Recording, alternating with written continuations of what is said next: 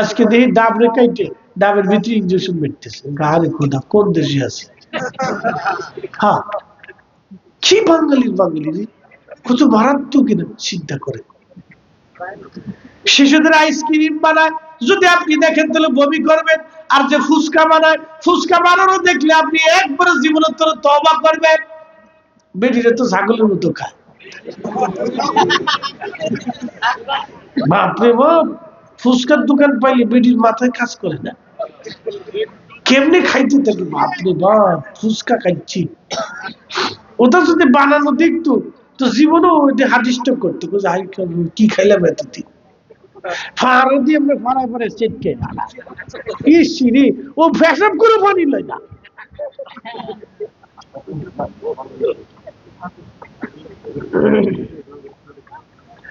ভাই আমাদের দেশে জুস বানায় কুমড়া দিয়ে। তার অনেক সময় কয়েকদিন আগে দেখলাম ভোক্তা অধিদপ্তর যাতে ইঁদুর ঘুরতেছে। ইঁদুর এটা দেখলে গা শির উঠে। আমি জীবনে একবার খাইয়া আমার মনে পড়ছে, সেই নাটোর থেকে মাহফিল উদ্দেশ্যে রংপুর যাচ্ছি। তো নাটোরে জিনেদের থেকে বাসে উঠছি, তো চিন্তা করলাম যে সারাদিন না খেতে খেতে একটু জুস কিনে ভাই, বিশ্বাস করেন নাম বলবো না এই কোম্পানি, তাহলে ওরা আবার কবে যে হুজুর মিথ্যা কথা বলতেছে, মামলা চামলা দিব আমরা, বুঝছেন না? জ্বালা আছে। আমরা হুজুরা যে হক কথা কবো তাও কিন্তু জ্বালা আছে, জ্বালা শেষ নেই। আমি কোম্পানির নাম বলবো না, জুস একটা খাইছি, খাওয়ার পরে ভাই বিশ্বাস করে ফ্যাটের ভিতরে যে কামড়টা দিল, এই কামড়ে কতবার যে আমার বাথরুম আইছে, পরে বাসা লাগবে ভাই তোরা একটু দাঁড়া। তা একবার পাম্পে নিয়ে দাঁড়া করেছে, আবার পরের পাম্পে নিয়ে দাঁড়া করেছে, পরে হুজুর আপনি নেমে যান, আপনার দেওয়া যাবে না আজকে। পরে নাটোরে নাইবে বাস থেকে যায়, পরে ওষুধ কিনছি, ওষুধ খাইয়া পরে আবার রংপুরের বাসে উঠছে, আমার জীবনে তওবা করিয়া। এরপরে আবার কেউ যদি বাপু নাইকে কয় বাপু একটু জুস খান, আমি আর খাই না। আমি আর জুস খাই না, জীবনে বাংলাদেশের কোন জুস আমি খাই না, বিশ্বাস করে না, আর খাইনি। কিন্তু সর্বনাশ, এটা খেয়ে তো ক্যান্সার হয়ে যাবে। কি খাবেন আপনি চিন্তা করেন। এই জন্য আমাদের দেশের মানুষের চেহারার দিক তাকায় দেখেন, পুষ্টির অভাব আছে। আমার চেহারার দিকে তাকান, আমারও পুষ্টির অভাব। হুজুর আপনার পুষ্টির অভাব, আপনি কত কিছু খান, খাবো কি ছাতা খাইলি তো ভেজা। আনারস খাবেন, আনারস খাইয়েছি আজকে, গাছে ইঞ্জেকশন মেরে দিছে। আমি হাসতে আসতাম, আরে খোদা তাহলে মরে যা লাগবে, মরে যান, কি অসুবিধা নেই, আপনি মরে গেলে আমরা কি করবো। তরমুজ খাবেন, তরমুজের ভিতরে ইনজেকশন মারছে, মেড ইন বাংলাদেশ। আম খাবেন, ও গাছে স্প্রে করছে, হ্যাঁ গাছে স্প্রে করছে, গাছে, তারপর দেখো ঠক ঠক ঠক ঠক করতেছে, মানে বেহেশত থেকে আম আইছে। কি অবস্থা বন্ধু আমার, খুব মনোযোগ দিবেন। আমাদের দেশে ইসলাম এসেছে 1200 বছর আগে, 1200 বছর আগে, 1200 বছর আগে আমাদের দেশে ইসলাম আসলো। মালদ্বীপ ইসলাম এসেছে মাত্র 400 বছর আগে।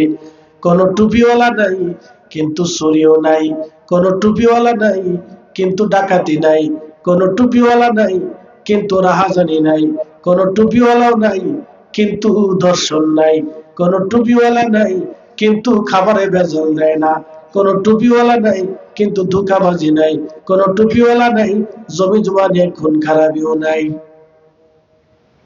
মালদ্বীপে 100% মুসলমানের দেশ। আমাদের দেশে এত টুপিওয়ালা, দাড়িওয়ালা, নামাজওয়ালা, মসজিদ, মাদ্রাসা, এত আলেম, এত কিছু এত কিছু, তারপরে এত নসিহত, এত নসিহত, এত বোঝানো, এত পীর, এত বুজুর্গ, এত অলি, এত অলিরাই মাটির নিচে ঘুমায়, এত আলেম ওলামারা মানুষকে নসিহত করে, তারপরে এ জাতি বুঝে না, এ জাতি মানে না। এই জন্য এ জাতির ভাগ্যের আকাশে সূর্যের উদয় হয় না। কি কথা কন না কেন, ঠিক কিনা?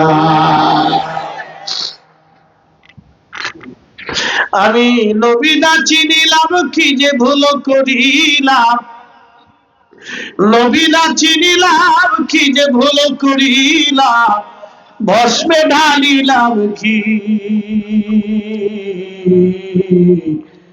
মানুষ হইয়া ভবেতে আসিয়া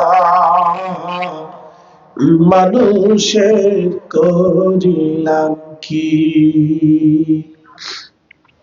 আফগানিস্তানের পাশের একটা দেশের নাম উজবেকিস্তান।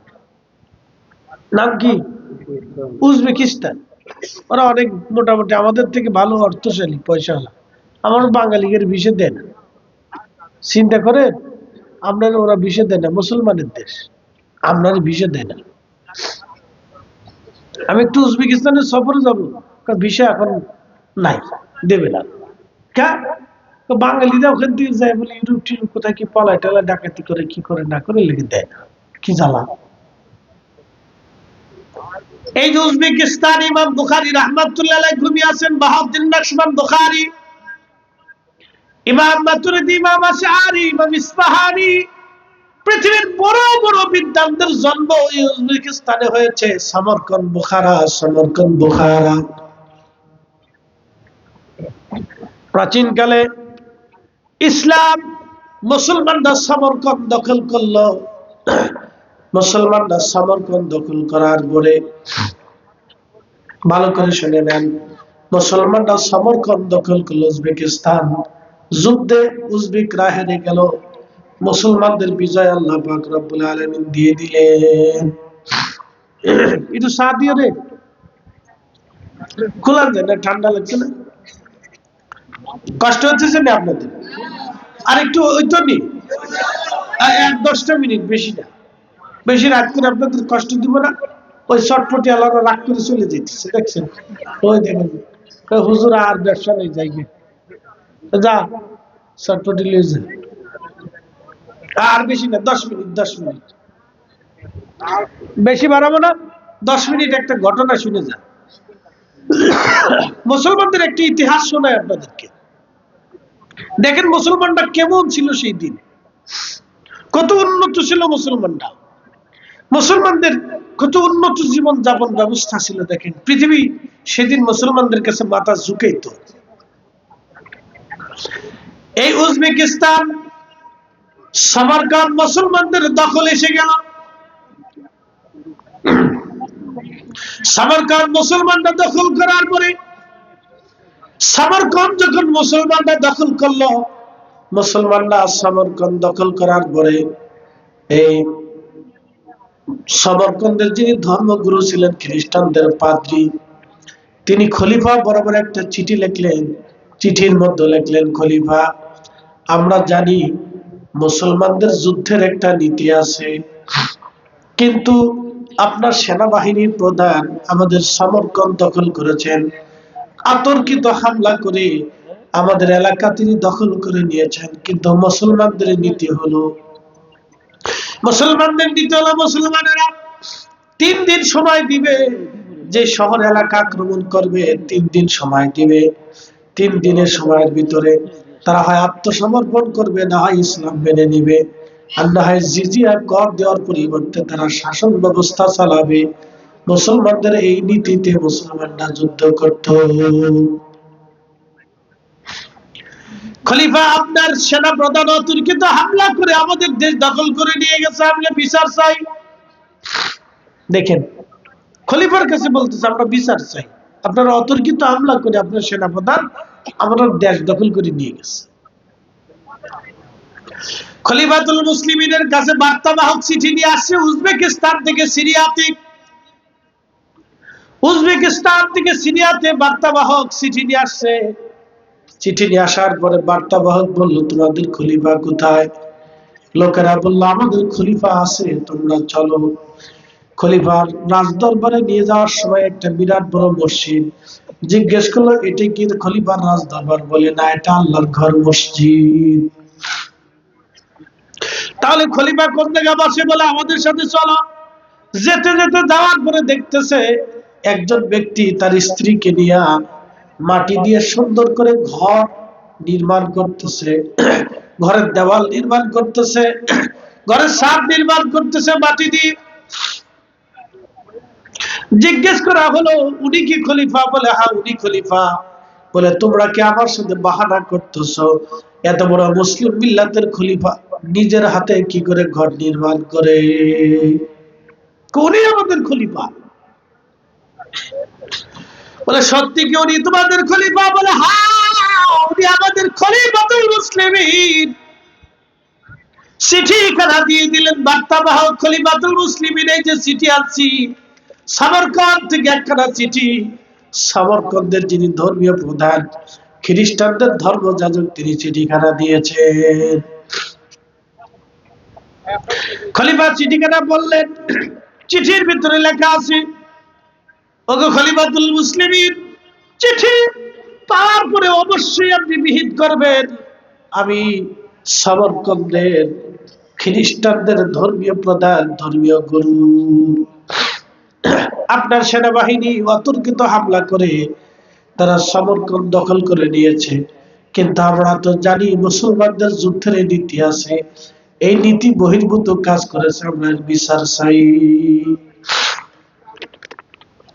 খলিফাতুল মুসলিমিন চিঠির অপোজিটে, খলিফাতুল মুসলিমিন চিঠির অপোজিটের মধ্যে লিখে দিলেন, চিঠির অপোজিটের মধ্যে লিখে দিলেন, সামরকন্দের যিনি গভর্নর আছে, এই গভর্নর যেন একজন বিচারক নিয়োগ করে। এই বার্তাবাহক যিনি চিঠি নিয়ে এসেছেন, একজন বিচারক নিয়োগ করে যেন এই ধর্মযাজকের কথা যেন তিনি শোনেন এবং তদনুযায়ী যেন তিনি ফায়সালা করেন।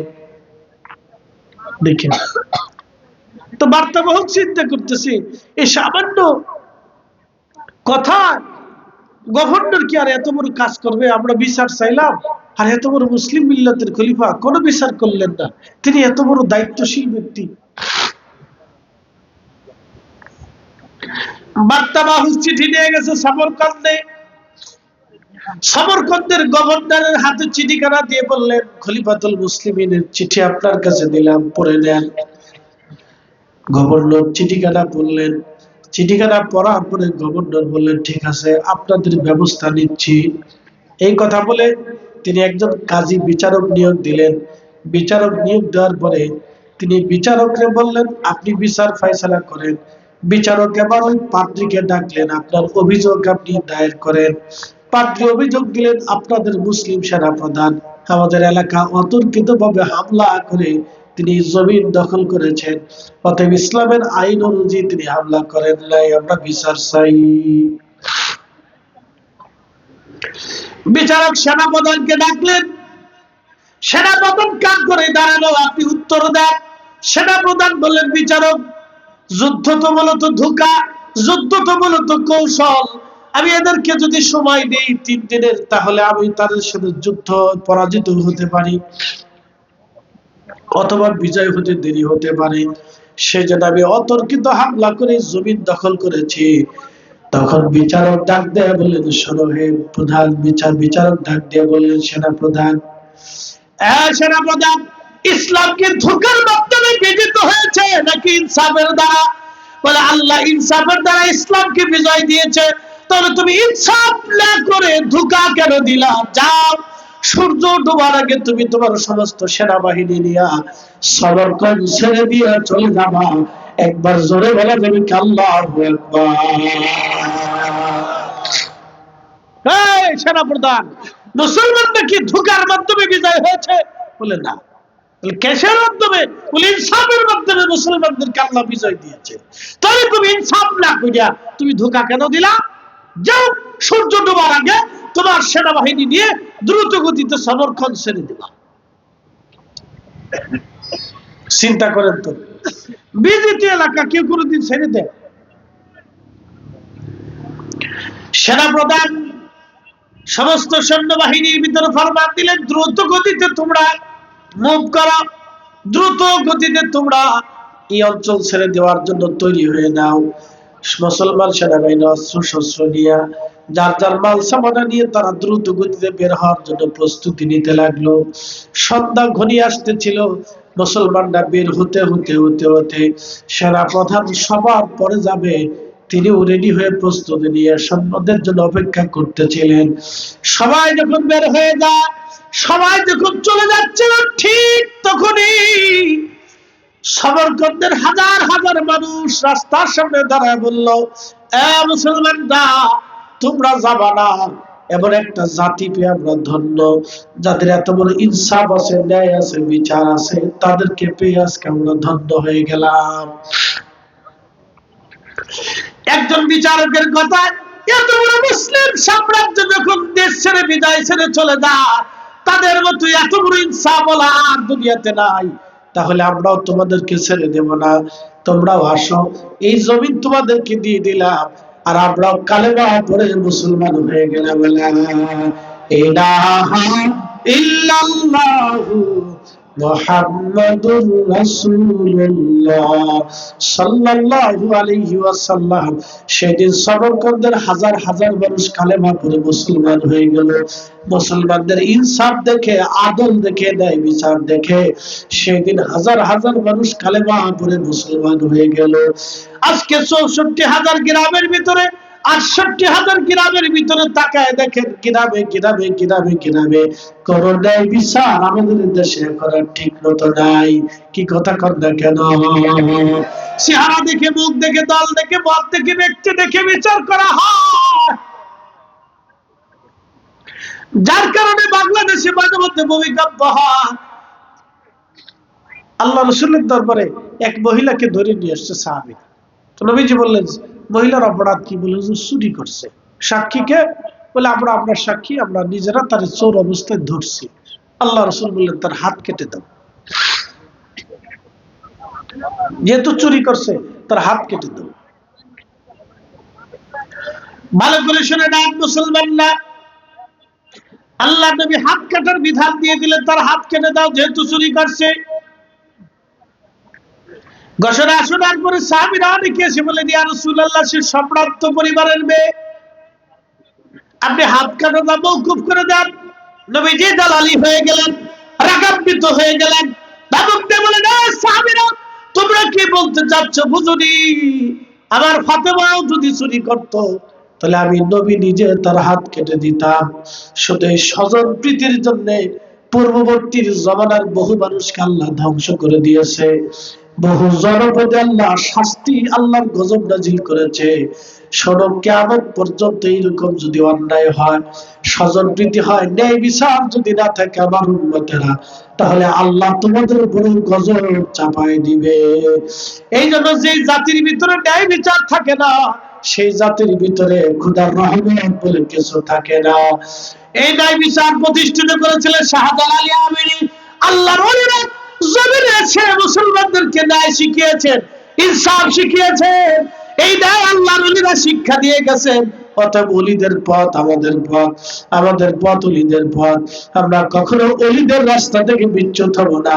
কথা বলেন ঠিক না বেঠে? ওলিরা দেশে এসে ইসলাম প্রতিষ্ঠিত করেছেন, ন্যায় প্রতিষ্ঠিত করেছেন, ন্যায় প্রতিষ্ঠিত করেছেন। শাহজালাল আমিনী কেন আসলেন? রাজাগর গোবিন্দ বুরহানুদ্দিনের সন্তান থেকে জবাই দিল, বুরহানুদ্দিনের হাত কেটে ফেললো। সেই জন্য শাহজালাল আমিনী বললেন, না, আর কোন বুরহানুদ্দিনের সন্তান জবাই হবে না, কারো হাত আর কাটবে না। আমি শাহজালাল আসলাম, জমিনে কালেমা প্রতিষ্ঠিত করলাম। দেখেন, তিনি কিন্তু কোন মসনদ দেন নাই, বরং সেকেন্দারের হাতে মসনদ খানা দিয়া আল্লাহর ওলি ৩৬০ জন ওলিদের ৩৬০ জায়গায় পাঠিয়ে দিয়া বললেন, তোমরা মানুষের মাঝে কালেমা আর দাওয়াত দিতে থাকো। সেদিন শাহজালাল ইয়ামানি ইনসাফ প্রতিষ্ঠিত করলেন, ন্যায় বিচার প্রতিষ্ঠিত করলেন। এই আদর্শ দেখে সেই দিন লক্ষ লক্ষ মানুষ কালেমা পড়ে মুসলমান হলো, যার কারণে আজকে আপনারা 18 কোটি মুসলমান পেয়েছেন। একবার আওয়াজ তুলে বলেন আল্লাহু আকবার। ওলিদের কারণে, ওলিদের কারণে আপনারা ইসলাম পাইছেন। কথা ঠিক আছে কিনা? ওলিদের কারণে আপনারা ইসলাম পেয়েছেন, এতে কোনো সন্দেহ নেই। এখন কেউ যদি তাদেরকে অস্বীকার করে, তাহলে বুঝতে হবে সে তার বাবা মাকে অস্বীকার করছে। কথা ঠিক আছে নি? এই জন্য কেউ যদি বলে যে আমরা মানি না, এদের মাজার ভেঙে দেও, তাহলে বুঝতে হবে সমস্যা আছে। ওই সাফাই নবাবগঞ্জের এক পাগল কয়েকদিন আগে করেছিল, শাহজালালের মাজার লাথি মেরে ভেঙে দাও। বানর খালি বানর, বানরের সাথে তুলনা দিলে কিন্তু আমার সাথে তুলনা দিয়ে না, আমরা বানর, আমরা বানর হতে পারি কিন্তু নাফরমান না।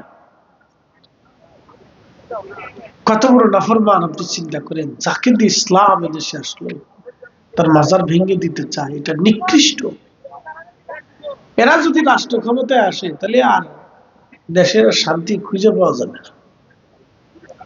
হ্যাঁ, আসতে করতে যারা বলে শান্তি খুঁজে ভাঙাভাঙি শুরু করে দিত, ফিটিফিটি শুরু করে। আচ্ছা বলুন তো, শাহজালাল রহমতুল্লাহ মাজার যদি ভাঙতে যায়, সিলেটের মুসলমানরা মনে আগুন চুষবে বসে বসে নাকি কলা খাবে বসে বসে, কি বাদাম চালানো আপনি চিন্তা করতে পারছেন? বিশ্বযুদ্ধ লেগে যাবে না? কিন্তু রক্তারক্তি হয়ে যাবে। আল্লাহু আকবার।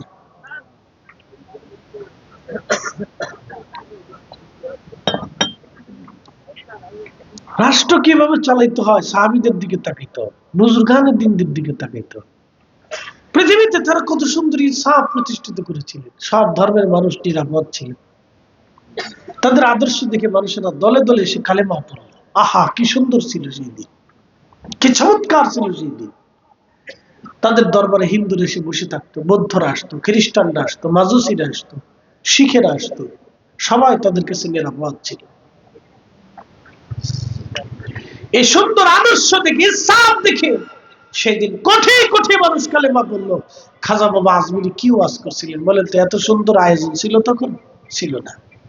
কি ওয়াজ করলেন সেই দিন খাজা বাবা আজমিরি, যে একা 90 লক্ষ মানুষকে কালেমা পড়িয়েছিলেন। একসাথে বলবেন আল্লাহু আকবার। এখন এই উপমহাদেশে আলিম আছে 90 লাখ, 90 লক্ষ আলিম আছে। পাকিস্তানে, আফগানিস্তানে, ভারতে, বাংলাদেশে, মায়ানমারে, ভুটানে, নেপালে, এরপরে আপনার মালদ্বীপে, এই পুরা বেল্টের ভিতরে 90 লক্ষের মতো আলিম আছে। প্রায় 100 কোটি মুসলমান আছে। 90 লক্ষ আলিম, আমরা 90 জন বছরে কালমা পড়াইতে পারি না। কথা ঠিক আছে কিনা? আমরা পারি না। তাহলে কারণ কি? আপনারা দেখে তারা কালেমা পড়তে চায় না। প্রশ্ন রাখবেন ফরিদে হুজুর কেন চায় না? এই জন্য চায় না, আমরা আসলেই মূলত মূল কালেমা, মূল নবীর সুন্নতের বিধান আমরা মানুষদেরকে বোঝাইতে পারলাম না, দেখাইতে পারলাম না। আমরা যদি এইভাবে ইনসাফ দেখাইতে পারতাম, তাহলে এই দেশের জনপদের হাজার হাজার মানুষ দলে দলে কালেমা পড়ে মুসলমান হয়ে যাইত। তেলের গাড়ি তেলে চলে, হাওয়ার গাড়ি হাওয়ার উড়ে, বিনা তেলে চালাই গাড়ি নবী সুলাইমান, আমরা সেই মুসলমান। আসেন, রাত্রি একটু গভীর হয়েছে, নবীজিকে দ্বারা একটু সালাম জানাই। ইয়া নবী সালাম আলাইকা। 1400 বছর ধরে এদেশে ইসলাম আসলো। 1300 বছর আগে হযরত বাইজিদ বোস্তামি আসলেন, এত অলিরে দেশের মানুষকে বুঝাইলেন, তারপরেও তারা বুঝে না। কিন্তু আপনি যদি দেখেন, মালদ্বীপে মাত্র 400 বছর আগে কালেমা আসলো, তাও কেমনে এসেছে? একটা আশ্চর্য ঘটনার মাধ্যম দিয়ে। আমি তার মাজার জিয়ারত করেছি, ইব্রাহিম ইস্কান্দারি, মারহাবা বলবেন। তার মাজার জিয়ারত করেছি, শোনেন, একবারে সাগরের পাড়ে, চারিপাশে তো সাগর, ছোট্ট দ্বীপ, সাগরের পারে ওনার মাজার, ওনার মাঠটাও আছে, ওনার আর কে কে যেন 3-4টা মাজার আছে, আরো অনেক মাকবারা আছে, কবর আছে অনেক। তো সেই 400 বছর আগের যে মসজিদ বানাইছিল কাঠ দিয়ে, সেটা এখনো আছে। হ্যাঁ, কাঠ দিয়ে বানানো, কাঠের মসজিদ, সাগর এলাকা তো। এবং একটা মিনার আছে 400 বছর আগে মাটি দিয়ে, পাথর দিয়ে, আর কি কি দিয়ে যেন তৈরি করছিল, সে উঁচু মিনারাটা এখনো আছে। ওটা, ওই মিনারাতে আগে আজান দিত দাঁড়াইয়া।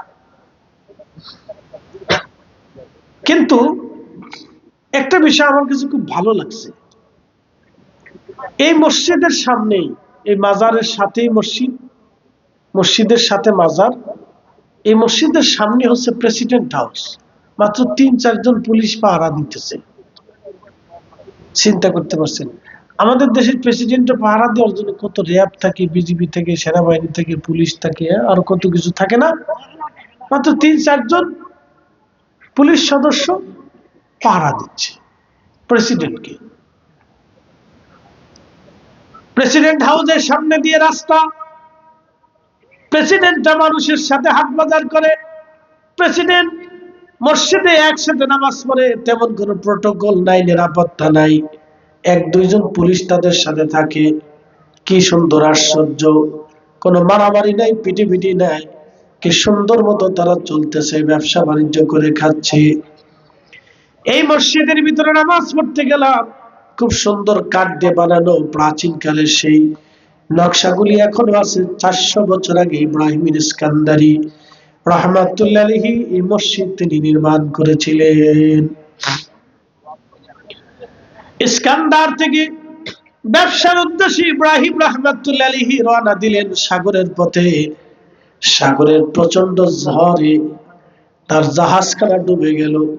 জাহাজ ডুবে যাওয়ার পরে ইব্রাহিম ইস্কান্দারি রহমাতুল্লাহ আলাইহি কাঠের উপরে ভাসতে ভাসতে ভাসতে ভাসতে তিনি মালদ্বীপে এসে ঠাঁই নিলেন।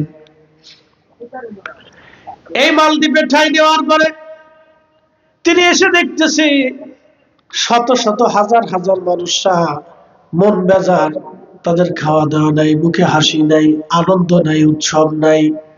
জিজ্ঞেস করলেন, এই আল্লাহর বান্দারা, তোমাদের মনে কেন আনন্দ নাই, তোমাদের মুখে কেন হাসি নাই? মনে রাখবেন, মালদ্বীপের মানুষেরা আগে বৌদ্ধ ধর্মের অনুসারী ছিল, বুদ্ধিস্ট। মালদ্বীপের পাশে আর একটা দেশ আছে শ্রীলঙ্কা, শ্রীলঙ্কার মানুষরাও বৌদ্ধ ধর্মের অনুসারী। শ্রীলঙ্কা থেকে মালদ্বীপ বেশি দূরে না, কাছাকাছি। শ্রীলঙ্কার মালদ্বীপ পাশাপাশি, সবাই বৌদ্ধ ধর্মের। তো মালদ্বীপের মানুষ সব মুসলমান কেমনে হলো দেখেন। ইব্রাহিম ইস্কান্দারি রহমাতুল্লাহ আলাইহি গেলেন মালদ্বীপে, কারো মুখে কোনো হাসি নাই, কোনো আনন্দ নাই। জিজ্ঞেস করলেন, তোমাদের মনে আনন্দ নাই কেন? তো লোকেরা জবাব দিল, আরব বণিক, আমাদের আনন্দ নাই এই জন্য প্রত্যেক বছর সাগরের গভীর থেকে একটা দৈত্য, একটা জিন এসে আমাদেরকে কষ্ট দিয়ে যায়, আমাদের মানুষ হত্যা করে এবং আমাদের ক্ষতি করে দিয়ে যায়, ঘর বাড়ি বিনষ্ট করে দিয়ে যায়। একটা জিন আসে, দৈত্য জিন। ওই জিনটাকে নিবারণ করতে হলে প্রত্যেক বছর সাগরের পরে একটা কুমারী মেয়ে দিয়ে আসতে হয়। এই মেয়েটাকে সে হত্যা করে, তার রক্ত পান করে, এরপরে জিনটা চলে যায়। যদি আমরা কুমারী মেয়ে না দিই তাহলে সে আমাদেরকে হত্যা করে এবং বিরাট তাণ্ডব চালায়। ও বারব্য বণিক, প্রত্যেক বছরে একটা করে মেয়ে যায়। এই বছরে রাজার একটা সন্তান আছে, একটা মেয়ে আছে। লটারি টান দেওয়ার পরে রাজার মেয়ের নাম আসছে। রাজা বলতেছে, প্রজারাও আমার সন্তান তুললো, এই প্রজাদের জন্য আমার সন্তানটা প্রয়োজন, মারা যাবে। কিন্তু আমরা বলতেছি, রাজা না, আপনার মেয়েটাকে দেব না, অন্য কারো মেয়ে মারা যাক। রাজা বলেন, না, আমার মেয়েটাই মারা যাবে। রাজ্যের জন্য, দেশের জন্য আমার সন্তানটা যদি মারা যায় এটাই আমার ভালো। দেখেন কত সুন্দর রাজা। আর আমাদের দেশের পোলাপানি নিজেরা নিজেরা আন্দোলন মিছিল করে পরে পরে মরে যেতেছে, পিটি পিটি করতেছে। কিন্তু নেতাদের ছেলেরা কিন্তু ঠিকই বিদেশে লেখাপড়া করে। বুঝতে পারছেন? হিসাব কিতাব করে মারামারি করি, যেখানে সেখানে মারামারি করেন না, মোটামুটি নিয়ে মারামারি করবেন না। কি কথা ঠিক আছে নি? রাজনীতি যা করেন করেন, কে মোটামুটি নিয়ে এক ভাই আরেক ভাই মারবেন না, এক গ্রামে আরেক গ্রামে হামলা করবেন না, একুলে লাঠালাঠি করবেন না, এটা করবেন না। মামলা সামলে জড়াই অশান্তি বিশৃঙ্খলা আপনারা করবেন না। কি কথা ঠিক আছে নি? এগুলি করবেন না। সেই দিনে রাজা ডাক দিয়ে বলতেছে, প্রজারা আমার সন্তান তুললো, আমার সন্তানদের জন্য আমার সন্তানটা মারা যাবে, অসুবিধা কোথায়? আমার মেয়ে মারা যাবে। আমরা প্রজারা রাজাদের রাজাকে অত্যন্ত ভালোবাসি। রাজা বল, আমরা বললাম, না রাজা, আমাদের মেয়ে মারা যাবে, রাজকন্যাকে আমরা মরতে দেব না। এটা নিয়ে আমাদের ভিতরে মন কষ্ট চলতেছে। কিন্তু এই বিপদ থেকে বাঁচার কোনো রাস্তা নাই। ইব্রাহিম ইস্কান্দারি বললেন, তাহলে তোমার রাজার কাছে নিয়ে চলো, এই বিপদ থেকে বাঁচার রাস্তা আছে। একসাথে বলবেন আল্লাহু আকবার। মুসলমানদের পাওয়ার আছে না নাই? ওলিদের পাওয়ার আছে না নাই? ওয়া খালাকাল জান্না মিন মারিজিম মিন নার।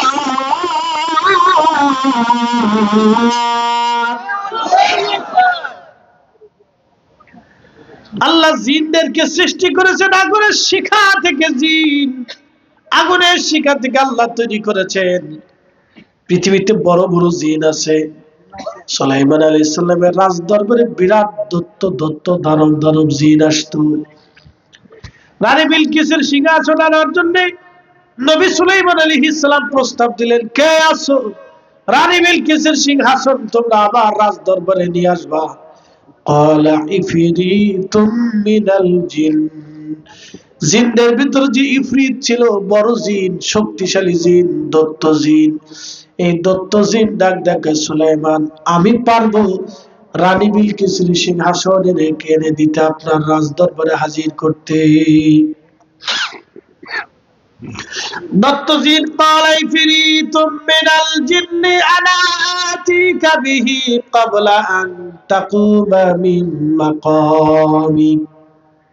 জিনে ডাক ডাকা, হুজুর আমি পারবো সিংহাসন আনতে। ফিলিস্তিন, বর্তমান ফিলিস্তিন থেকে ওই ইয়ামান বহু দূরের রাস্তা। ফিলিস্তিনের পরে আপনার সৌদি আরব, সৌদি আরবের পরে ইয়ামান বহু দূরের রাস্তা। ফিলিস্তিনের পরে জর্দান, জর্দানের পরে সৌদি আরব, সৌদি আরবের পরে ইয়ামান, অনেক দূর, বহু দূরের রাস্তা, হাজার হাজার কিলোমিটার দূর। রানী বিলকিস ওই আমাদের শাসক, সাবার শাসক, তার সুন্দর একটা সিংহাসন। বুঝতে পারতেছেন সিংহাসন কিন্তু একবারে ছোটখাটো না, আমার এই চেয়ারের সমান ছিল না, আরো বড় ছিল। কারণ তখনকার দিনের মানুষটা আমাদের মতো দেড়াটা মানুষ ছিল না, অন্তত 10 থেকে 20 হাত লম্বা ছিল তখনকার দিনের মানুষ। 20 থেকে 25 হাত লম্বা। তো 20 থেকে 25 হাত লম্বা একজন মানুষের জন্য চেয়ারটা কত বড় হতে পারে, তার সিংহাসন কত বড় হতে পারে। জিন ডাক দেয়া বলল, আমি পারবো। সুলাইমান বলেন, কত সময়? সুলাইমান আলাইহিস সালামকে জিনে বলে, আনতাকুমা মিন মাকামিক, আপনি বসে রয়েছেন, বসা থেকে উঠে দাঁড়াবেন, যত সময় লাগবে এই সময়ের ভিতরে রানী বিলকিসের সিংহাসন আমি এনে দেব। সূরা নমলে আল্লাহ ডাক দিয়ে বলেন, আনতাকুমা মিন মাকামিক, আপনি বসে আছেন, বসা থেকে দাঁড়াবেন। আচ্ছা বলেন তো, বসা থেকে একটা মানুষ যদি দাঁড়ায় কয় ঘন্টা সময় লাগবে? 1 সেকেন্ড লাগবে। এই 1 সেকেন্ডের ভিতরে, অথবা 2 সেকেন্ড লাগবে, 5 সেকেন্ড। এই 5 সেকেন্ডের ভিতরে রানী বিলকিসের সিংহাসন কিভাবে একটা জিন আনবে? তার মানে দত্ত বড় বড় জিনেরা বড় শক্তিশালী হয়। এরা সাগরের ভিতরে, সাগরের নিচে তারা বসবাস করে, সাগরের নিচে তারা বসবাস করে। বিরাট বড় বড় দত্ত জিন সাগরের নিচে তারা বসবাস করে। সুলাইমান আলাইহিস সালামের সময় জিনদের সাথে একটা ডিট হয়েছিল, সন্ধি হয়েছিল, তোমরা মানুষের আবাস এলাকা ছেড়ে দিবে। অনেক নিয়ম কানুন সুলাইমান আলাইহিস সালাম দিয়েছিলেন, সেই নিয়মের ভিত্তিতে জিনেরা আমাদের জায়গা ছেড়ে দিয়ে চলে গেছে। নতুবা রাত্রিবেলা ঘুমাইতে পারতেন না, রাস্তায় চলতে পারতেন না জিনদের জ্বালায়। প্রতিনিয়ত মানুষ এবং জিনদের সাথে লড়াই হতো, যুদ্ধ করা লাগতো।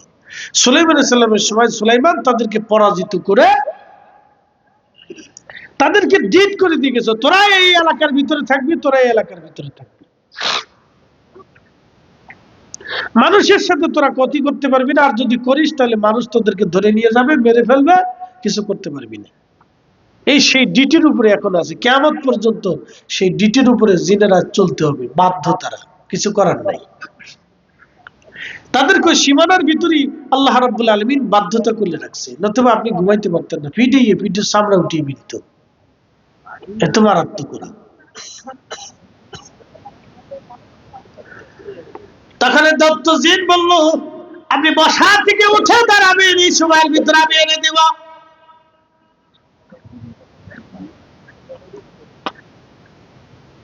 আল্লাহ নবী সুলাইমান বললেন, না, আর তোমাদের মধ্যে কে আছে এর চেয়ে কম সময়ের ভিতরে এনে দিবা? তখন আল্লাহ বলেন, ক্বালাল্লাযী ইনদাহু ইলমুম মিনাল কিতাবি আনা আতিকা আইয়ারতাদ্দা ইলাইকা তারফুক। একবার জোরে বলা যাবে কি মারহাবা?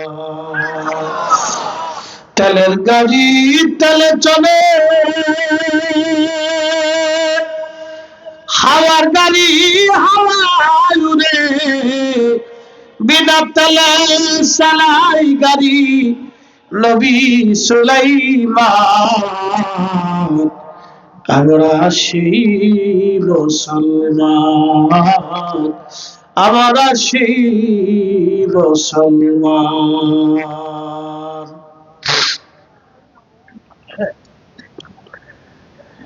قال الذي عنده علم من الكتاب, জিনদের থেকে ওলিদের পাওয়ার কত দেখেন। আসিফ বিন বারকিয়া সুলাইমানের সাহাবী, খালাতো ভাই, সে ডাক দিয়ে বলতেছে, হুজুর আমি পারি। আল্লাহ বলেন, আমি তার কিতাবের জ্ঞান দিয়েছিলাম, ইলমে লাদুন্নি দিয়েছিলাম, ইলমে হাকিকত দিয়েছিলাম, ইলমে তাসাউফ দিয়েছিলাম, ইলমুল কাশফ দিয়েছিলাম, ইলমুল বাতিন দিয়েছিলাম। সে ডাক দিয়ে বলল, হুজুর আমি পারি, সুলাইমান আলাইহিস সালাম আমি পারি, রানী বিলকিসের সিংহাসন এনে দিব। বলে সময় কত? বলে আইয়ার তাদ্দা ইলাইকা তারফুক, শুধু চোখের পলক মারবেন, এই পলকের ভিতরে আমি এনে নিয়ে আসবো। একসাথে বলবেন কি আল্লাহু আকবার? না হয় না আরো জোরে, না আরো জোরে, না বুঝাইতেছি, জোরে জোরে জোরে জোরে জোরে জোরে জোরে, হাত উঁচা করে, হাত উঁচা করে, হাত উঁচা করে।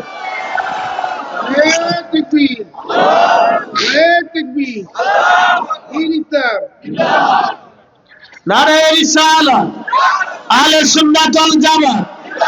আচ্ছা বলেন তো, জিনে যদি একজন আসিফ বিন বারকিয়া সুলাইমান নবীর উম্মত চোখের পলকে যদি রানী বিলকিসের সিংহাসন নিয়ে আসতে পারে, তাহলে আপনারা বলেন তো আমাদের নবী চোখের পলকে আজকের মাহফিল দেখে যেতে পারে কি পারে না? জোরে বলেন, পারে কি পারে না? কবরে আসতে পারে কি পারে না? স্বপ্নে আসতে পারে কি পারে না? এই জন্য কবি ছন্দের মাধ্যমে লিখেছেন, মে কবরে আন্ধেরি মে ঘাবড়াউঙ্গা জব তনহা মে, কবরে আন্ধেরি মে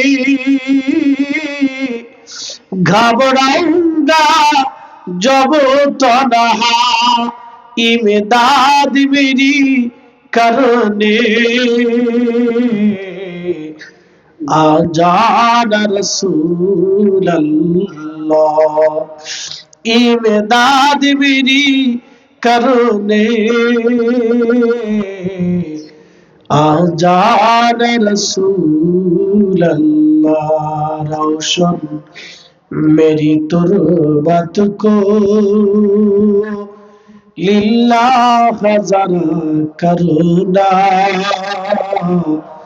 जब वक्त नजा आए आका दीदार अता करना, दीदार अता करना।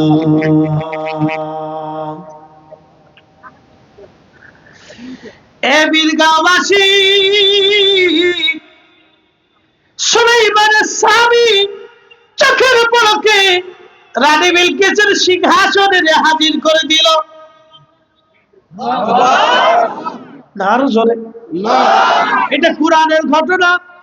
চোখের পলকে যদি আসিফ বিন বারকিয়া রানী বিলকিসের সিংহাসন এনে দিতে পারে, তাহলে আপনারা বলেন শাহজালাল রহমাতুল্লাহ আলাইহি জায়নামাজ বিছানোটা কি কঠিন? হ্যাঁ, তাহলে পানির উপরে জায়নামাজ বিছানোটা কঠিন কিছু না। কারণ ওই উম্মত থেকে এই উম্মতের 70 গুণ মর্যাদা বেশি, 70 গুণ মর্যাদা বেশি, 70 গুণ মর্যাদা বেশি। আজকে ওরা কারা?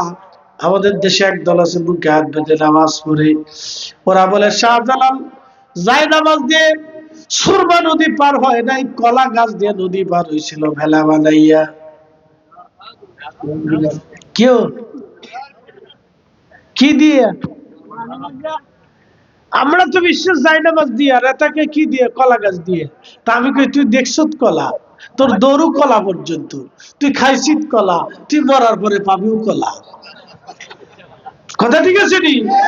আইচে কলা, বিচে কলা, পদ্মা কলা, চম্পা কলা, সাগর কলা, যে কলাই কল। আমাদের দেশে আর কলার নাম হচ্ছে নুম্বি কলা।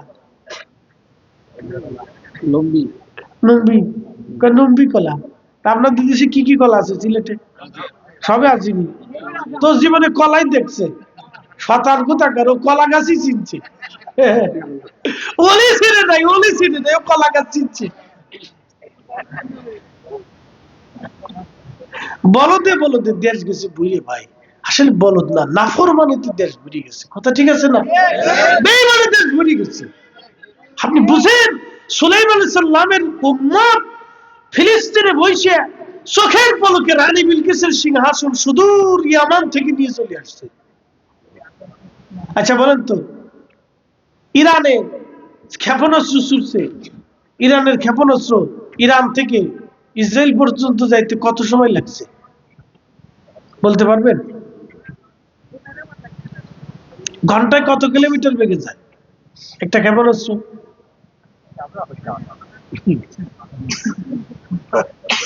ঘন্টা একটা ক্ষেপণাস্ত্র 1000 কিলোমিটার, 12,000 কিলোমিটার, 10,000 কিলোমিটার পর্যন্ত যায়। আবার এমন ক্ষেপণাস্ত্র আছে হাইপারসনিক ক্ষেপণাস্ত্র, এটা শব্দের 3 গুণ 9 গুণ গতিতে যায়। শব্দ যত দ্রুত যায় তার 9 গুণ গতিতে যায়। তার মানে এটা কয়েক মিনিটের ভিতরে যে ধাপাস করে পড়ে যাবে। তো বিজ্ঞান আবিষ্কার করলো ক্ষেপণাস্ত্র কয়েক মিনিট লাগবে, 9 মিনিট অথবা 10 মিনিট লাগবে। 10,000 কিলোমিটার পর্যন্ত পৌঁছাইতে ধরেন 10 মিনিট সময় লাগবে। কিন্তু রানী বিলকিসের সিংহাসন নিয়ে আসলো চোখের পলকে। একসাথে বলবেন আল্লাহু আকবার। না হয় না, আরো জোরে বলেন। ওলিদের পাওয়ার আছে না নাই? ওলিদের পাওয়ার আছে না নাই? আমাদের কথাই না, আল্লাহর কথা। এই ঘটনা তো আমরা লিখি নেই, আমার রব আল্লাহ লিখলেন। দেখেন জিন থেকে ওলিদের পাওয়ার বেশি, এই জন্য জিনেরা ওলিদেরকে ডরায়, ওলিদেরকে ভয় পায়। কারণ ওলিদের ক্ষমতা চোখের পলকের মতো, এত বড় ক্ষমতা জিনদেরকেও আল্লাহ দেন নাই। এই জন্য জিন আছে, জিন আছে, জিন আছে। জিন একটা সম্প্রদায়, দেখা যায় না। আগুনের শিখা দিয়ে আল্লাহ বানাইছেন, জিন জাতি দেখা যায় না। আর বীরগাঁওবাসী খুবই মনোযোগের সাথে কথাগুলি শুনে যাবেন। বাপ আমার বন্ধু আমার, ওই যে মালদ্বীপের কথা বলতেছিলাম, লোকেরা বলল সাগরের গভীর থেকে একটা দৈত্য জিন আসে, আমাদেরকে হত্যা করে বড় কষ্ট দেয়, বাড়ি ঘর জ্বালায় পোড়ায় দিয়ে সে চলে যায়। আল্লাহর ওলি বললেন তাহলে আমাকে রাজার কাছে নিয়ে চলো। রাজার কাছে নিয়ে যাওয়ার পরে রাজাকে জিজ্ঞেস করলো, রাজা মন বেজার কেন? মালদ্বীপের রাজা বললেন, দেখো আরব্য বণিক, এই সমস্যা, সূর্যের সাগরের গভীর থেকে একটা দৈত্য জিন উঠে আসে, প্রত্যেক বছর আমাদেরকে হত্যা করে মানুষ মারে, বহুত ক্ষয়ক্ষতি করে চলে যায়। কিন্তু একটা কুমারী নারী যদি সাগরের পাড়ে দিয়ে আসি, তাকে হত্যা করে তার রক্তগুলি পান করে, এই রক্ত মাখায় অবস্থায় সকালবেলা ছিন্ন বিচ্ছিন্ন দেহ পাওয়া যায়। ও আরব বণিক, শত শত বছর ধরে এই বিপদ আমাদের মাঝে চলমান, এই বিপদ থেকে বাঁচার কোন রাস্তা আমাদের নাই। এই বছর আমার কলিজার টুকরা মেয়েটার নাম পড়েছে, এই জন্য আমার রাজ দরবারে বিরাট দুঃখ।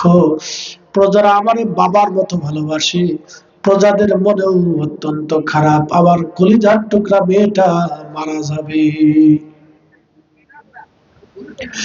আরব বৈজ্ঞানিক ইব্রাহিম ইস্কান্দারি ডাকতে বলেন, ও বাচ্চা, যদি তোমাদের কেউ মারা না যায়, আমি ওই মেয়েটাকে সাগরের পাড়ে দিতে হবে না, আমি নিজে যাব, বললে আমি মারা যাব আগে।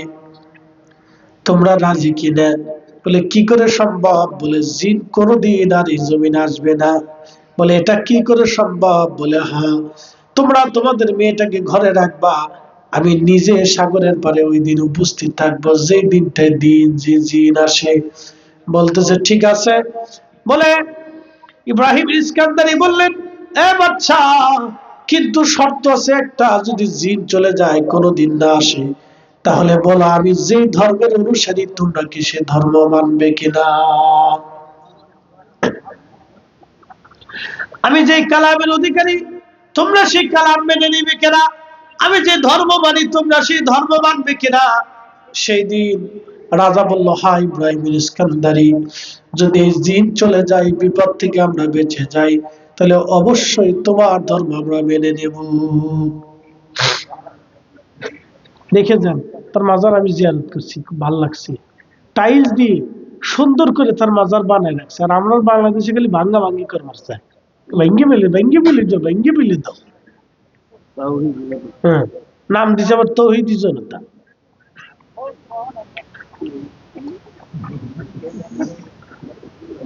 ওই তো নি,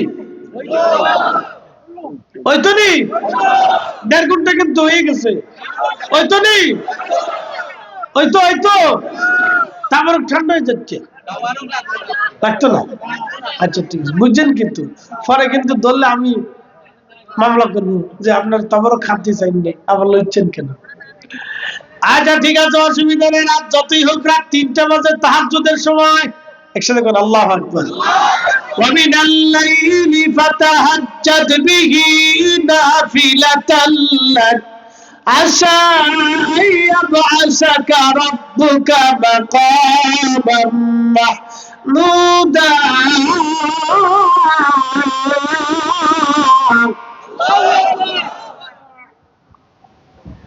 এই তাহাজ্জুদের রক্ত আল্লাহ তার রাসূলকে অতিরিক্ত দিয়েছে।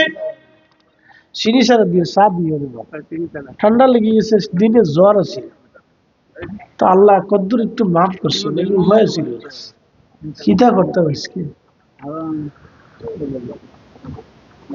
চিনি দিয়ে দিচ্ছি না, ডায়াবেটিস না, অসুবিধা, মুতের পেয়ারা হয়েছে না, এটা হয়েছে, কিন্তু চিনি খাইলে গলা বসে যায়। এই যে সুন্দর সুন্দর সুর শুনতেছেন না, লহরী কণ্ঠ, এটা আল্লাহ দিছে, এটা দাউদি সুন্নত, মারহাবা বলবেন না? দাউদ আলাইহিস সালাম দিছিল আল্লাহ, উরে কণ্ঠরি, উরে কণ্ঠ, আল্লাহু আকবার। দাউদ আলাইহিস সালাম যখন জবুর পড়তেন 70 সুর দিতেন জবুরে, সুরের মোহনায় পাখিরা ছটফট করে মরে যেত, পশুরা মারা যেত, মানুষ অজ্ঞান হয়ে পড়ে থাকতো। একসাথে বলবেন আল্লাহু আকবার। এত সুন্দর সুর। ধুলির ধারা বেহেশত আজ জয় করিল, দিল রে লাজ, আজকে খুশির ঢল নেমেছে, ধূসর সাহারায় সাগর আকাশ বাতাস দেখবি যদি আয়। তার মানে সুর আল্লাহরও পছন্দ, কি কথা ঠিক আছে নি? অনেকে সুর দিয়ে ওয়াজ করা জায়েজ নেই, আমি কিন্তু কাবুয়া, ওটা কি কাবুয়া, কাবুয়া, কাবুয়া, কাবুয়া চিনেন নি? দেখুন ওই কা কা কা কা করে, ওর নিজের সুর নাই তো, ওর জন্য কোকিলকে পছন্দ করে না। বুঝলি, যার সুর নেই হাতে ফতোয়া দিবে, সুর দিয়ে ওয়াজ করা বেদাত, জায়েজ নেই। আমি নাম দিছি তুই কাউয়া।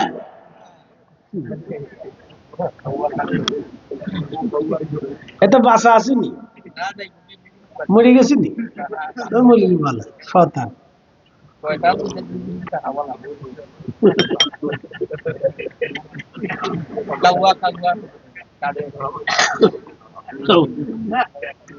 কি এটা নাম দিলেন?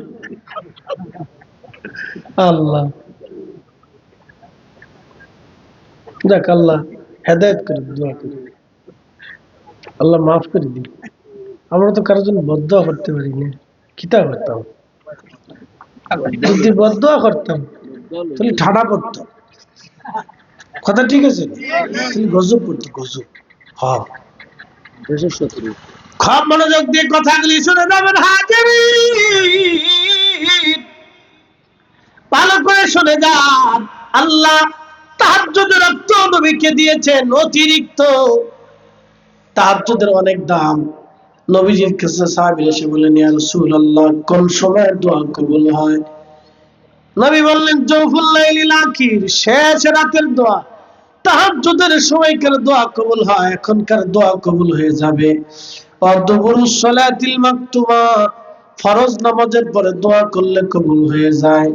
কিন্তু আল্লাহর নবী বলেন ফরজের পরে দোয়া করলে কবুল হয়, আর উম্মত ফতোয়া দিল ফরজের পরে দোয়া করলে বেদাত হয়। কি বুঝলেন? নবী বললেন ফরজের পরে দোয়া করলে কবুল হয়, আর উম্মত ফতোয়া দিল ফরজের পরে দোয়া করলে বেদাত হয়। উম্মতের ফতোয়া লাঠি রাখতে হবে, আবার নবীর ফতোয়া মেনে নিতে হবে। হাত উঁচু করে বলেন ঠিক না বেঠে? মাকালের ফল দেখতে ভালো, মাকাল ফল দেখছেন নি? আরে বাচ্চারা, ইসিরে ওদের কষ্ট হইতেছে রে, একে একটা কেঞ্চি মেরে বয়ে রয়েছে, লাড়াচাড়া করতেছে না। মাকালের ফল দেখতে ভালো, উপরে লাল নীল ভিতরে কালো, ওরে সারা জীবন এমনি গেল দয়াল, সারা জীবন এমনি গেল, খাইতে আমরা পারলাম না। যার ভিতরে নাই রসুলের প্রেম, তার সাথে ভাব রাইখো না। ঠিক কিনা? এবির গাঁওবাসী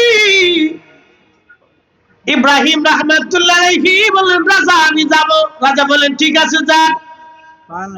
রাতের আধারে ইব্রাহিম ইস্কান্দারি সাগরের পারে চুপচাপ বসে আছেন। দেখলেন বিরাট এক দৈত্য সাগর থেকে উঠে আসে গর্জন তর্জন দিয়ে। কি ভয়ঙ্কর! এই দৈত্য জিন উঠে আসতেছে মানব হত্যা করার জন্য। ঠিক তখনই ইব্রাহিম ইস্কান্দারি রাহমাতুল্লাহ আলাইহি, তিনি কোরআনের হাফেজ ছিলেন, সূরা ইয়াসিন তেলাওয়াত শুরু করে দিলেন। তিনি সূরা ইয়াসিন পড়তে লাগলেন, কোরআন শরীফ তেলাওয়াত শুরু করে দিলেন জোরে জোরে। কোরআনের আওয়াজ যখন জিনের কানে যায় লাগলো, কোরআনের আওয়াজ জিনের কানে যখন যেবারে লাগলো, জিন জোরে জোরে চিৎকার দিতে লাগলো। চিৎকার দিয়ে দিয়ে দিয়ে দিয়ে জিন সাগরের অতল গহ্বরে হারিয়ে গেল। কোনদিন আর জিন ফিরে আসে নাই। আল্লাহর ওলি বসে বসে কোরআন পড়তে লাগলেন, ফজরের নামাজ পড়লেন। নামাজ শেষ, সূর্য উঠে গেল। বাদশাহ মালদ্বীপের লোকজন সহ দৌড়ে যায়, দেখলেন আল্লাহর বান্দা বসে বসে কোরআন পড়তেছে। জিজ্ঞেস করলেন, ইব্রাহিম, জিন তোমার সাথে কেমন ব্যবহার করেছে? বলে, জিন এই কোরআনের আওয়াজ পাওয়ার পরে পালিয়ে চলে গেছে। বলে, এটা কিসের কালাম? বলে, আল্লাহর কালাম। বলে, আল্লাহ আবার কি? বলে, তোমাদেরও রব আমারও রব, এই সাগরের রব, এই আসমানের রব, এই জিনেরও রব সে আল্লাহ, যার কালাম শুনে জিন পালিয়ে চলে গেছে, আর কোনোদিন আসবে না। যতদিন এই জমিনে কোরআনের আওয়াজ থাকবে ততদিন এই জিন আর কখনো আসবে না। একসাথে বলবেন আল্লাহু আকবার।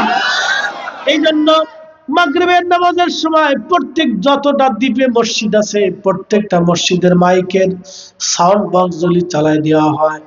আমি নিজে শুনেছি, সাউন্ড বাস গুলি চালাই দেয়, বাইরের মাইক গুলি চালাই দিয়ে ইমাম সাহেব কেরাত পড়তে থাকে, নামাজ পড়াইতে থাকে, কোরআনের আওয়াজ শুনতে থাকে। এই জন্য এই দেশে মুসলমান ছাড়া কারো নাগরিকত্ব দেওয়া হয় না।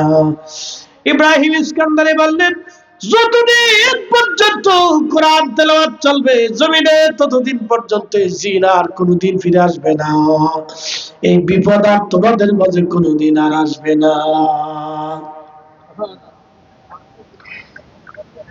বাচ্চা ডাক দিয়ে বলল, ইব্রাহিম, আরম্ভ বণিক, তাহলে এই ধর্মটাই তুমি আমাদেরকে দাও, যে ধর্মের উসিলায় আজকে এই বিপদ থেকে আমরা বেঁচে গেলাম। রাজা বলল, হে আমার জনগণ, কি করবা? বলে, বাচ্চা আপনার সিদ্ধান্ত চূড়ান্ত। বাচ্চা বলল, আমি এই মুহূর্তে কালেমা পড়ব। জনগণ বলল, আমরাও কালেমা পড়ব। ৬০ থেকে ৬৫,০০০ মানুষ ছিল ওই সময়। একসাথে ইব্রাহিম ইস্কান্দারির হাতে সবাই কালেমা পড়ে মুসলমান হয়ে গেল। একবার জোরে বলা যাবে আল্লাহু আকবার।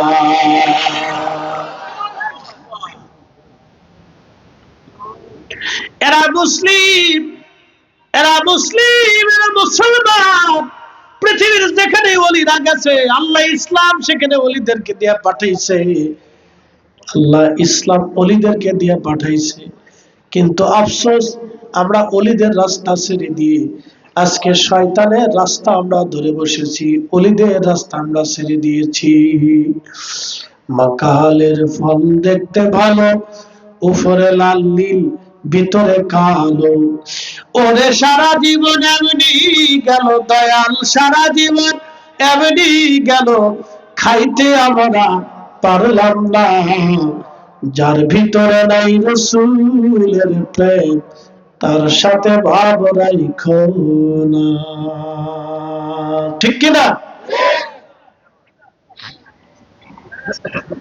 আল্লাহর ওলিদের আলোচনা শেষ। আর আমি ওলিদের কথা বলবো না, অনেক কথা বলে ফেলছি।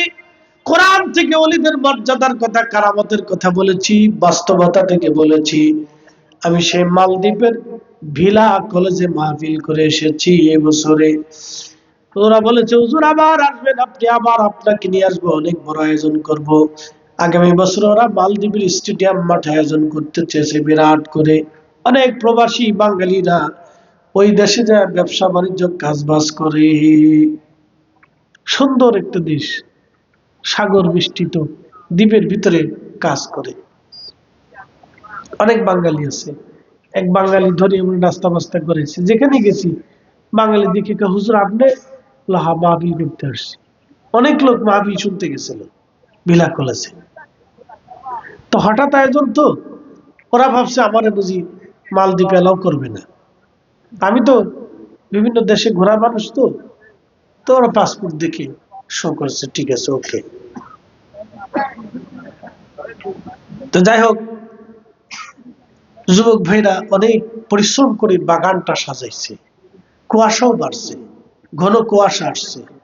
সারাদিন পরিশ্রম করে এই বাগান ওরা সাজাইয়া বাগানটাকে আপনাদের উপহার দিছে।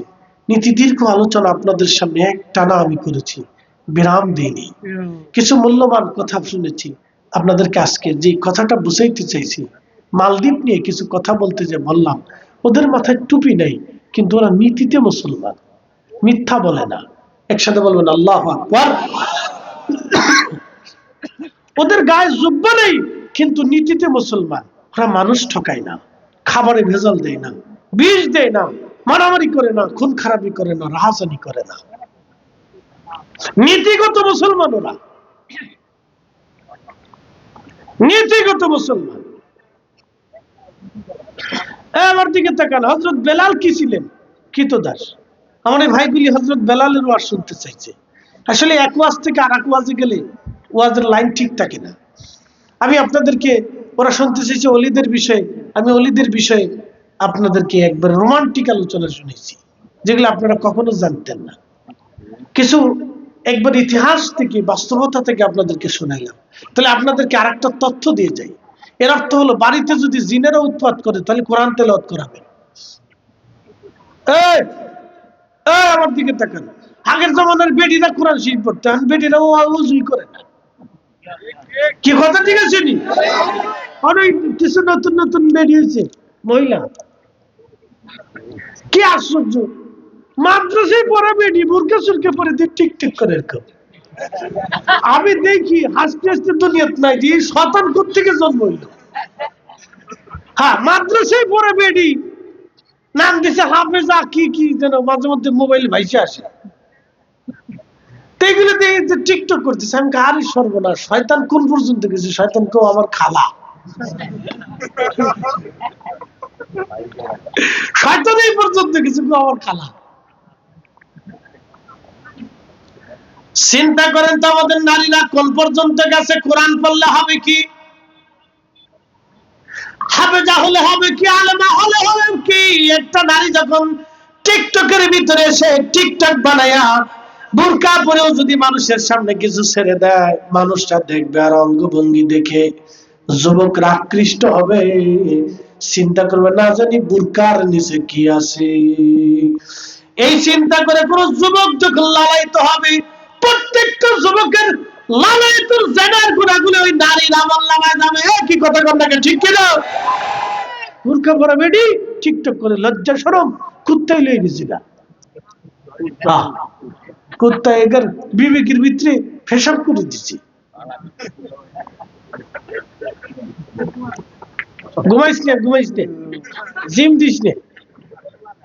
বাপরে বাপ, পোলাপান দিকে বিরাট শক্ত আছে, করোনের চোখে ঘুমসুম নাই, রাত 3:30 বেজতেছে কিনা, কত বাজে করে আয় নাকি, হাই হাই হাই, 3:20। মারহাবা কল, ওই তো নি, আর ওই তো 3:20 পরে ওই তো জোরে ওই তো নি। তারপরে নিয়ে আয় ভাই, এটা আনলে একটু গিরাম ট্রেন লাগলে শরীরে হিট আসবে না, আনছে নি? তা আমার নাকে সর্দি তো, এই জন্য বোঝা যাচ্ছে না।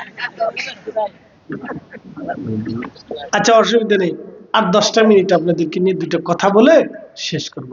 বেলালের ওয়াজ শুনতে চেয়েছে, আসলে আজকে রাত গভীর তো, আপনাদেরকে নিয়ে একটু মহাব্বতে একটু ঠাট্টা হাসি না দিলে আপনারা ঝিমিয়ে পড়তেন, বুঝতে পারছেন? ঠান্ডা ওয়াজ করলে এত রাত্রে ঠান্ডা ওয়াজ চলে না, এই রাতে হলো গরম ওয়াজ চলে, মারাত্মক ওয়াজ চলে।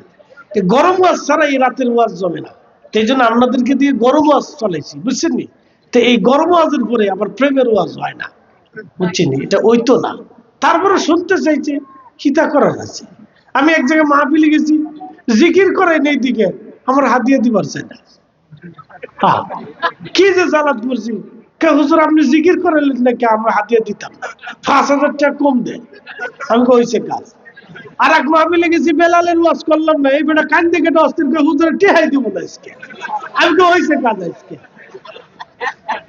হয়েছে কাজ। কি বিপদ, এর কি শান্ত দেওয়া যায়? হুজুরের বেলালের ওয়াজ শুনে আমি দাঁত দিছি, হুজুরের ওই ওয়াজ করলো না কে, আমি হুজুরে হাদিয়া দিতাম না, দিতাম না। এই কোন পাগলের পাল্লা করছি রে? তো যাই হোক, আমি এক ওয়াজ থেকে আর এক ওয়াজে গেলে এই ওয়াজের লাইন সুতো হয়ে যায়। তারপরে শুনতে চাই যে ছোট্ট করে আপনাদেরকে বলে দিয়ে যায়, নাহলে মনে খুঁতখুত থাকবে না যে হুজুরে করতে গেলে হুজুর করল না। শোনেন, আপনাদেরকে ছোট করে একটা তথ্য দেই। আসলে তারা তো সাহাবী ছিলেন, তাদের জীবনটা বড় কঠিন ছিল, অনেক কঠিন ছিল। আহা, আপনি যদি এখন ইন্ডিয়াতে যান, এই যে কালকে ইন্ডিয়াতে দেখলাম মুসলমান বাঙালি মনে করিয়া ইন্ডিয়ান এক মুসলমান যুবককে পিটে মারছে। আপনি কল্পনা করতে পারবেন কত নৃশংস এরা, কত নিকৃষ্ট এরা। বাঙালি মনে করিয়া মুসলমানদের পিটে মারছে, শুধু বাঙালি মারছে, কয়েকদিন আগে খ্রিস্টান ছেলের পিটে মারছে। তার আগে এক দলিত, দলিত বুঝছেন নি আপনারা? দলিত সম্প্রদায় বুঝেননি? ওদের হিন্দু সম্প্রদায়ের লোকের একটা দলিত সম্প্রদায়, দলিত মানে গরিব মিসকিন, ওরা দৈরে ছেলেটার পিটে পিটে মারছে। এটা কথা হইলো? এটা মানুষত্ব? এটা কি কোনো দেশ? এটা কি কোনো আইন? এটা কি কোনো সমাজ হয়? এইভাবে করে মাঝে মধ্যে। তো খুব মনোযোগ দিবেন, বাংলাদেশে মাঝে মধ্যে কে কারে পিটে কোনো তাল খুঁজে পায় না। খুব মনোযোগ দিবেন, ভালো করে শুনে যাবেন। আমাদের ওই যে ইয়ারে মেরে ফেললো, ওর নাম কি? হাদি দিতে পারছি। ওই যে হিন্দু একটা ছেলে মারছে, তার আগে আবার আমাদের রইসুদ্দিন পিটে মারছে, মৌলানা রইসুদ্দিন। আরে মার সামনে পিটে মারছে, কিন্তু ওই দিন খুব কষ্ট লাগছে। তার মার সামনে ছেলেটারে পুলিশও একটু পানি দিছে। মাটা কিভাবে চিৎকার করে কাঁদছে, একটাই মাত্র সন্তান। আমার এই দৃশ্যটা অত্যন্ত কলিজায় ব্যথা লাগছে। কিন্তু বড় আফসোস, বেচারা আজও পর্যন্ত বিচার পায় নাই। খোদার আকাশ থেকে যে এখনো বৃষ্টি আসে, এটা আমাদের ভাগ্য। কথা ঠিক কিনা? বৃষ্টি যে আসে এটা আমাদের কপাল। ভূমিকম্প লাড়া দিছে না, এটা কায়দা মতো লাড়া দিবে। ঘুষখোর আর সুদখোর হারামখোর শতানদের মাথার উপরে ভূমিকম্প বিল্ডিং ভেঙে ভেঙে পড়বে, যারা এই সমস্ত অন্যায় বিচার করে। একটা নিরীহ মানুষের আজও পর্যন্ত প্রকাশ্য আসামিরা পিটে পিটে মারছে, তাদেরকে আজও পর্যন্ত পুলিশ ধরে নেয়। মুসলমান খুব মনোযোগ দিবেন। সেই দিনের কালেমা এত কঠিন ছিল, এত কঠিন। হযরত বেলালকে ধরে নিয়ে যে মারা হলো, একদিন আর 2 দিন মারে নাই, মারতে মারতে মারতে মারতে মাসের পর মাস পিটাইতে লাগলেন। এমন অত্যাচার পৃথিবীর কারো নসিবে হয় নাই। হযরত বেলাল মাঝে মধ্যে অজ্ঞান হয়ে পড়ে থাকতেন রাস্তার পাশে। মরুভূমির ভিতরে তাকে নিয়ে যাওয়া হতো, হাত পা গুলি বেঁধে বুকের মধ্যে পাথর চাপা দিয়ে বেলালকে শুয়ে রাখা হতো। শুধু একটা আওয়াজ আসতো, আহাদ আহাদ, আল্লাহ এক, আল্লাহ এক, আল্লাহ এক। আর কোন আওয়াজ নাই, আহাদ আহাদ আহাদ আহাদ, আল্লাহ এক, আল্লাহ এক, আল্লাহ এক। এই আওয়াজে বেলালের জীবন চলে গেল। আবু বকর সিদ্দিক একদিন দেখে টাকা এনে উমাইয়ার কাছ থেকে কিনে নিয়ে ইচ্ছাকে বেলালকে ছেড়ে দিলেন। হযরতে বেলাল চলে গেল। নবীজি হিজরত করে মদিনায় চলে গেলেন। আযান প্রবর্তন হলো, আযান দিতে লাগলেন। বহুদিন, বহু বছর বেলাল আযান দিলেন মসজিদে নববীতে। নবীজির সাথে নামাজ পড়তে পড়তে এতটা মহব্বত হয়ে গেল। আল্লাহ, এই মহব্বতের নাম মহব্বতের জাতি। কলিজার ভিতর থেকে বেলাল নবীকে ভালোবাসতো। একটা পর্যায়ে নবীজির তিরোধান আসলো, ইন্তেকাল করে নবীজি চলে গেলেন আল্লাহর কাছে। রওজা শরীফে নবীজিকে দাফন করা হলো। বর্তমানে যেখানে রওজা শরীফ, এই জায়গাটাই ছিল নবীজির হুজরা মোবারক। এটাই হুজরা মোবারক। এই হুজরা মোবারকের বাম পাশে বাবে জিব্রাইল আছে, একটা জানালা আছে, কিয়ামত পর্যন্ত জানালা খোলা থাকবে। আল্লাহর নবী সাহাবী হযরত বেলাল রওজা শরীফ দেখলে সহ্য করতে পারতেন না। আহা, বিরহ বেদনায় কাতর হইয়া বেলাল হযরত আবু বকরের কাছ থেকে বিদায় নিয়ে চলে গেলেন। আবু বকর বিদায় দিতে চান নাই, কিন্তু চলে গেলেন বেলাল। সিরিয়ার দামেস্কে বহু বছর পার হয়ে গেল বেলালের, বহুদিন পার হয়ে গেল। স্বপ্নে একদিন দেখে নবীজি, স্বপ্নে তশরিফ এনেছেন।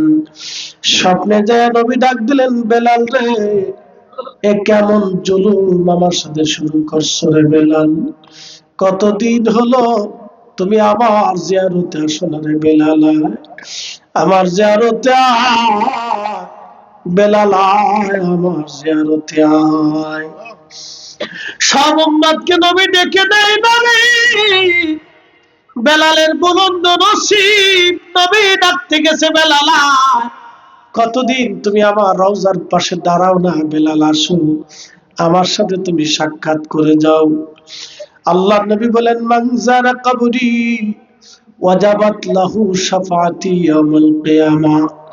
উম্মত রে, দুনিয়াতে যদি আমার জিয়ারত করো, কিয়ামতের ময়দানে তোমাকে সুপারিশ করে আমি নবী তোমাকে আমার সাথে জান্নাতে নিয়ে চলে যাব। আল্লাহ নবীর আশিক সাহাবী শুধু সিরিয়াত থেকে চলে আসলেন মদিনাতুল মুনাওয়ারা। রাতের আধারে তাহাজ্জুদের সময় রওজা শরীফে ঢুকলেন। জালি মুবারকের সঙ্গে মাথা ঠেকিয়ে দিয়ে গুনগুন করে কাঁদে, হুজুর, গোলামকে আসতে বলেছিলেন, গোলাম আপনার কদম মোবারকে আজ হাজির হয়ে গেছি। ইয়া রাসূলুল্লাহ, আমি আসছি, আপনার কদমের পাশে আমি বসে গেছি। ইয়া নবী আল্লাহি, বুঝতে পারতেছেন ইশকের বিরহ বেদনা কত কঠিন। এই প্রেম স্বর্গ থেকে আসে, বেহেশত থেকে আসে। সবার কলিজায় ইশকে রাসূল আসে না। যারে আল্লাহ পছন্দ করে তার কলিজায় ইশকে রাসূল দিয়া তার দিল জিন্দা বানায় দেয়। হাজরাতে আশিক রাসূল বেলাল বসে বসে কাঁদে। নতুন মুয়াজ্জিন এসে দেখলো বেলাল কাঁদতেছে। সাহাবীরা ডাক দিল, সাহাবীরা শুনছো, নবীর মুয়াজ্জিন বেলাল আমাদের মাঝে আসছে। সংবাদ শুনে সব সাহাবীরা দৌড়ে এসে দেখলো বেলাল বসে কাঁদে। ডাক ডাকা, নবীর মুয়াজ্জিন, কতদিন হলো তুমি আমাদেরকে আযান শোনাও না গো নবীর মুয়াজ্জিন, আজকে মিনারায় যাও, আমরারে আযান শোনাইয়া কলিজা ঠান্ডা বানাও। বেলাল ডাক ডাকা, সাহাবীরা রে, নবীজির চলে যাওয়ার পরে কোনদিন আমি আর আযান দেই নাই, আমার পক্ষে আযান দেওয়া সম্ভব না, আমি আর আযান দিতে পারবো না রে। সাহাবীরা বলে, দেখো হাসান আর হুসেন আসেনি, দুই ভাইকে ডেকে নিয়ে আসা হলো। হাসান হুসেন আসছে, দুই ভাই রাসূল কারীমের রওজা মুবারকের পাশে দাঁড়ানোর পরে বেলাল রওজা শরীফ থেকে উঠে এসে হাসান আর হুসাইন দুইজনকে বুকের মধ্যে জড়িয়ে ধরে কান্দে। ইমাম হাসান হুসাইন দেখতে নবীজির মতো দেখা যাইতো। বেলাল কান্দে, ইমাম হাসান ডাক দেখায়, নানার মুয়াজ্জিন গো, যে লাহান দিয়ে নানার আযান শোনাইতা, আজকে ওই লাহান দিয়ে আমরা আযান শোনাও।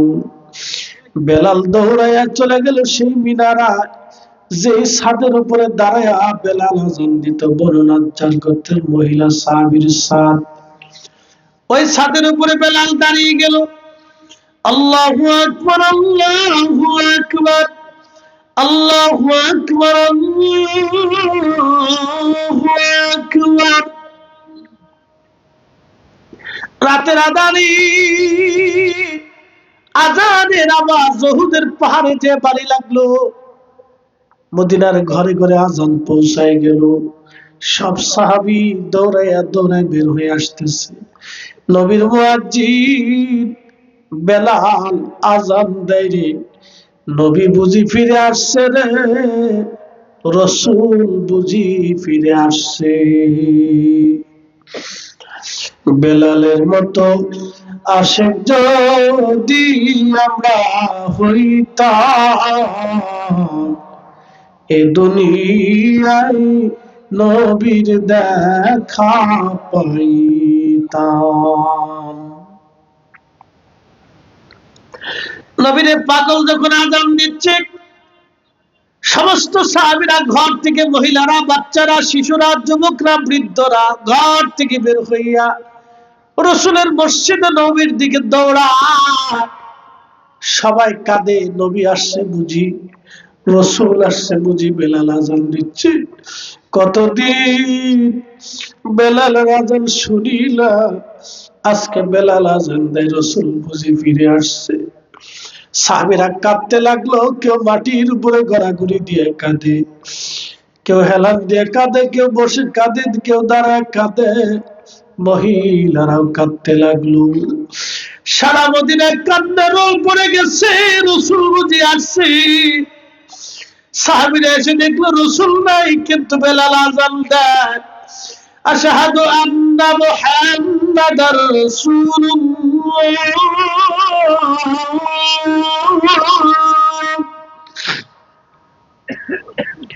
ঠিক তখনই মদিনার মাটি থারথার থারথার করে কেঁপে উঠছে। পৃথিবীতে একজনের আযানে মাটি কেঁপেছিল, তিনি হযরত বেলাল, যার আযানের বিরহ বেদনা মদিনার মাটি পর্যন্ত সহ্য করতে পারে নাই। হে রাসূল, তোমায় ভালোবাসি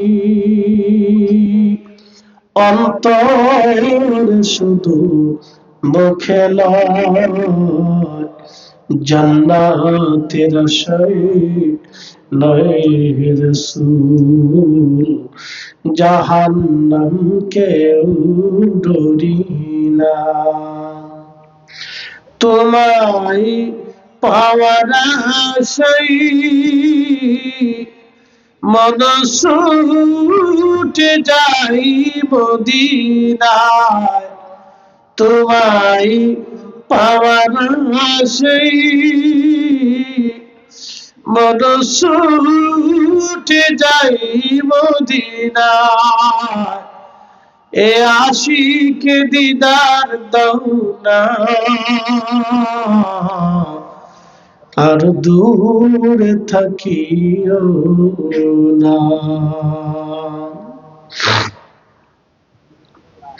হযরত বেলাল অজ্ঞান হয়ে পড়ে গেলেন, হুঁশ নাই, বেহুশ। মদিনায় কান্নার রোল পড়ে গেলে বুঝতে পারতেছেন মদিনার মাটি যেখানে স্থির থাকতে পারে নাই, সাহাবীরা কেমনে স্থির থাকবে। হযরত বেলালের হুঁশ ফিরে আসলো, রওজা শরীফের পাশে দাঁড়িয়ে কাঁদতে লাগলেন, হুজুর আজান দিয়েছিলাম, আপনি আসেন নাই, আমি জানি আর কোনদিন আপনি আসবেন না। নবীজি